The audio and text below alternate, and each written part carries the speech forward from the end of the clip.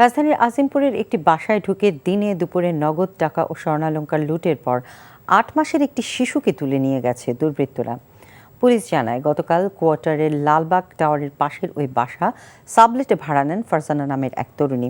আজ সকাল ৮টার দিকে ওই নারী ৩ জন পুরুষকে সঙ্গে নিয়ে বাসায় ঢুকে শিশুটির মাকে চড় থাপ্পড় দেন। এক পর্যায়ে ভয় দেখিয়ে তারা বাসার মালামালের সাথে ফারজানার শিশু সন্তানকেও নিয়ে যান। প্রতিবেশীরা বলছেন, ২ বছর আগে বাসা ভাড়া নিলেও গত ৫ মাস যাবৎ আলাদা থাকছেন ফারজানা জাফর দম্পতি।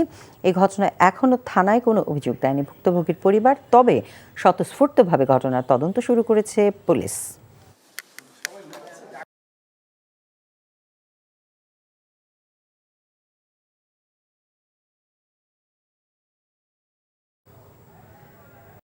টাকা চুরির জন্য যদি আমার গলায় জুতার মালা পরাইতে হয়, তাহলে আমার শালীর সাথে প্রতারণা করার জন্য তোর ফাঁসি হবে।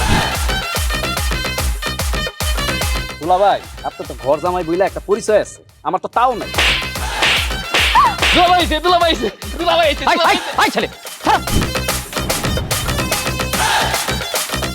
রাজনৈতিক ফ্যামিলির মেয়ে হয়ে ওই কাজ করবে। যারে পাবো আরে পিটাবো, রক্তের নেশায় ধরতে, রক্তের নেশায়, কাঁচা রক্তের নেশায় ধরতে। তোমার এই পলিটিক্স আমার বাম পকেটে থাকে। পাঁচদের বউরে ঝামেলা পাকাই। এই বেটাই, আমি তখন বিয়ে করিনি। দুইটার আমি গুলি করে মারু। মাসুদরা কোনোদিন ভালো হয় না। আপনার পোশাক আশাক দেখে কিন্তু আপনার তালুকদার বংশের লোক মনে হয় না আব্বা, আপনার মনে হয় যে আপনি ফকির বংশের লোক।